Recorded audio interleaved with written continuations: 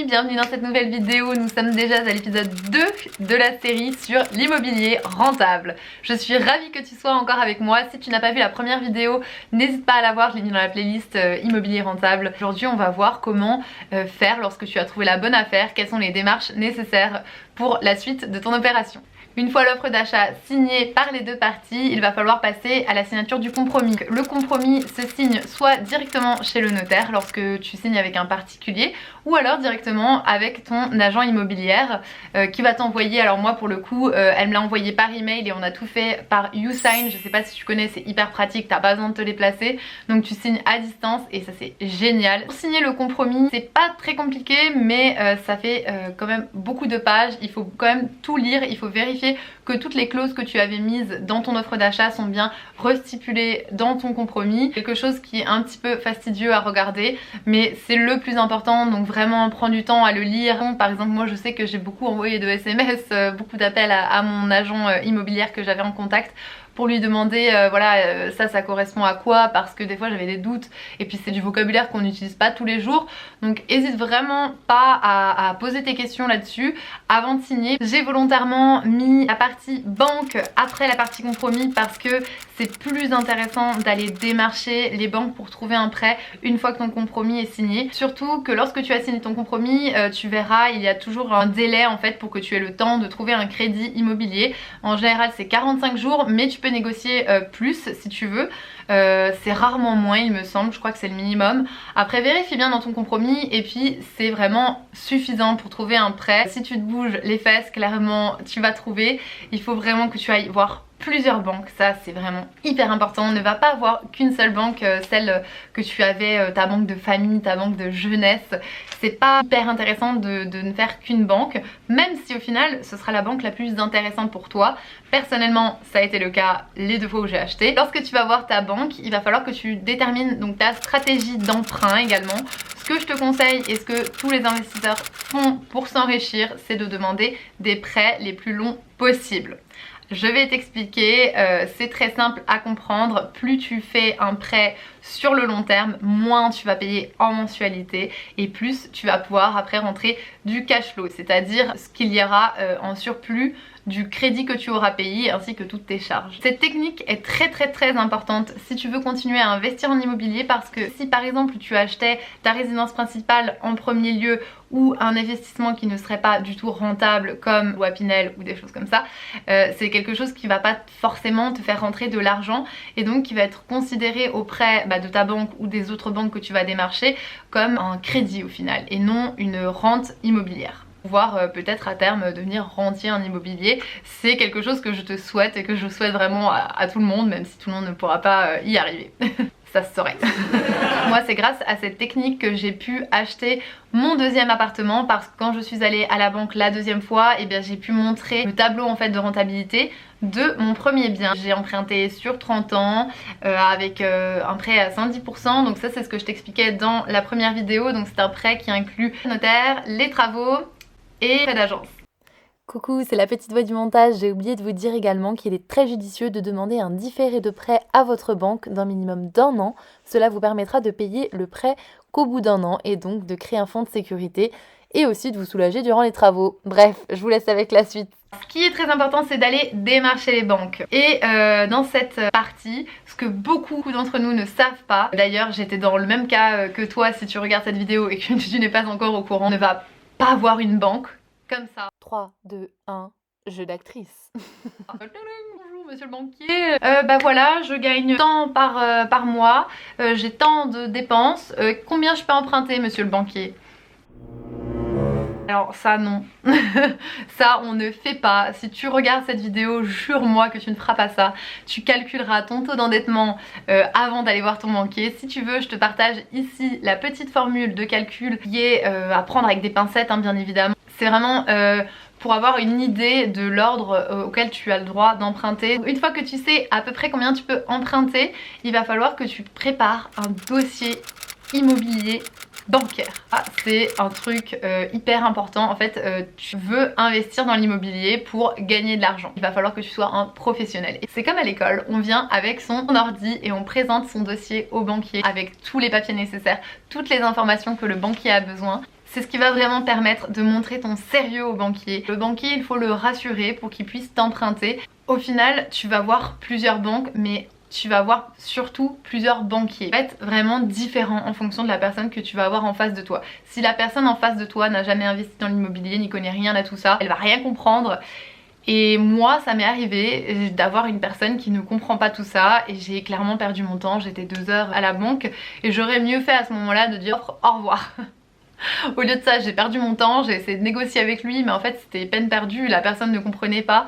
Donc si ça t'intéresse d'avoir ce dossier bancaire, je le revends pour 10 €, vraiment une très petite somme pour ce qui peut te faire gagner. Je sais qu'il y a beaucoup d'autres formateurs en immobilier qui vendent ça beaucoup plus cher et au final, je suis allée avec mon dossier chez le banquier. Clairement, les 3 que je suis allée voir, ils m'ont dit: waouh, je n'ai jamais vu ça, vous m'avez pré-mâché le travail. Alors je t'explique quand même, dans ce dossier bancaire, tu trouveras de quoi te présenter, la présentation de ton projet, ta projection sur 5 ans avec un tableau, une petite page où tu expliques ta philosophie, donc pourquoi tu souhaites investir et quelle est vraiment ta démarche au final, puis surtout s'il te connaît pas. Ensuite, ce qui est sympa aussi, c'est de mettre un projet en 3D ou des photos avant-après du bien que tu as signé. Et dans un dernier point, tu mettras les travaux que tu as prévus pour ce bien et à peu près une estimation. Et dernier point super important qu'il va falloir mettre dans ce dossier, c'est toutes les annexes, donc tous les documents que le banquier a besoin pour effectuer ton prêt bancaire. Si tu viens avec tout ce dossier et toutes ces annexes, mais crois-moi que tu n'obtiendras que des oui de la part des banquiers.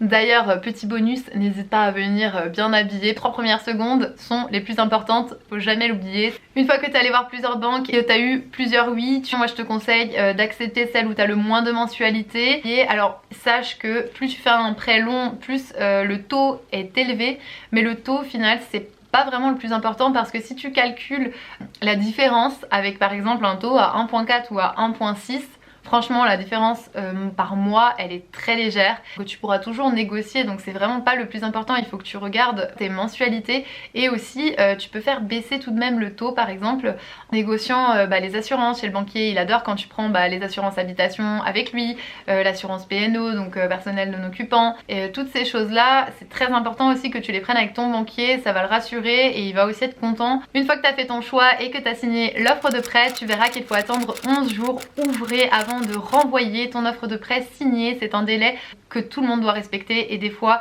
c'est assez chiant. Pendant ce temps, tu peux déjà te mettre à trouver un notaire si ce n'est pas fait. C'est vraiment quelque chose que je te conseille de voir en même temps que la banque parce que les notaires ont souvent des délais super longs. Ça dépend de la ville où tu habites. Pour mon premier achat, j'avais pris un notaire. Ma famille m'avait pas forcément conseillé, mais au final, ils avaient passé par cette notaire et du coup moi j'étais passée naturellement sur cette notaire et franchement je m'étais pas du tout renseignée avant. Une catastrophe clairement, on m'a pas du tout accompagnée, j'ai eu beaucoup plus de délais, c'était très long et elle me répondait pas au téléphone, ils étaient très froids. C'était vraiment pas du tout sympathique en fait d'aller signer chez eux, clairement j'avais pas du tout apprécié ce moment. Et du coup pour mon deuxième appartement, j'ai trouvé un autre notaire en fait qu'on m'avait conseillé, l'agence immobilière, et elle était géniale, j'ai passé un super moment à signer chez elle, mais vraiment. Dans le même temps de ces 11 jours où tu attends de signer ton prêt par exemple, je sais que si tu passes par une agence, même avec un particulier, tu peux t'arranger sur cela, n'hésite pas à demander les clés de l'appartement. Je sais que des fois ils veulent pas du tout, ils sont vraiment réfractaires, il faut rien que tu touches à l'appartement avant d'avoir les clés officiellement. Moi j'ai pu m'arranger pour les avoir et ça m'a permis de faire beaucoup de devis, de faire venir les artisans, d'estimer les travaux. D'ailleurs je l'avais fait bien avant le prêt parce que tu verras que si tu fais des travaux, la banque va te demander des devis de travaux pour accepter en fait ton prêt à 110%. Donc c'est vrai qu'en fait tu vas pouvoir le demander même avant. Autre raison pourquoi il faut que tu fasses venir des artisans bien avant d'avoir les clés, enfin du moins si tu veux faire un achat rapide et efficace comme moi, parce que les artisans... Oh les artisans. Les artisans, on en parle. Non mais trêve de plaisanterie, les bons artisans ne sont jamais disponibles. À moins que tu les connais. Pour le coup, on m'a recommandé 3 carreleurs, de très bons carreleurs. Alors moi j'ai fait les devis en février 2021, ils n'ont pas de dispo avant septembre. Je sais pas si tu vois le truc, mais c'est un sketch et ça c'est pour tout. Donc vraiment, c'est pas du tout un effet Covid ou quoi, il faut vraiment que tu prévois tout le temps tes artisans en amont. Et surtout si tu connais pas en fait ce milieu, il va falloir que tu te renseignes autour de toi. N'hésite pas à demander si tu as des amis, de la famille qui a fait des travaux, n'hésite pas à leur demander s'ils étaient satisfaits de leurs artisans. artisans pour pouvoir les contacter et les faire venir au plus vite pour leur bloquer un créneau. En général, ils demandent même pas d'acompte, donc vraiment c'est quelque chose qu'il faut absolument que tu fasses pour qu'ils te bloquent un créneau, pour qu'ils puissent être dispo au moment où tu auras besoin d'eux, parce que sinon, au moment où tu as besoin d'eux, il va falloir encore que tu attendes 3 mois, 4 mois, voire plus. Alors je sais pas si tu l'as remarqué, mais au final dans cette vidéo je t'apprends à comment bien t'entourer une fois que tu as signé ton offre d'achat. Pour résumer, voici le top 5 des personnes avec lesquelles tu dois très bien t'entourer. Donc la première, c'est un super agent immobilier ou un super vendeur, mais bon ça tu ne le choisis pas toujours. 2, c'est le super banquier, et ça je te jure que tu peux le choisir. Le troisième, c'est un super notaire, et ça c'est super important aussi pour te conseiller et t'aiguiller dans toutes tes démarches. 4, c'est tes artisans, et les artisans c'est ceux qui vont mettre en valeur ton bien. Super important que tu les chouchoutes et que tu choisisses des artisans qui savent très bien bosser. Qui savent très bien bosser et qui sont disponibles. Et le 5e point, on le verra plus tard, mais c'est un très bon comptable qui pourra t'aiguiller dans toutes tes démarches et dans ta stratégie. Est-ce que tu vas te déclarer en tant que résidence principale, en LMNP, en SCI, en société? Voilà, ça c'est la personne qui va pouvoir t'aider à faire tes choix stratégiques et fiscaux.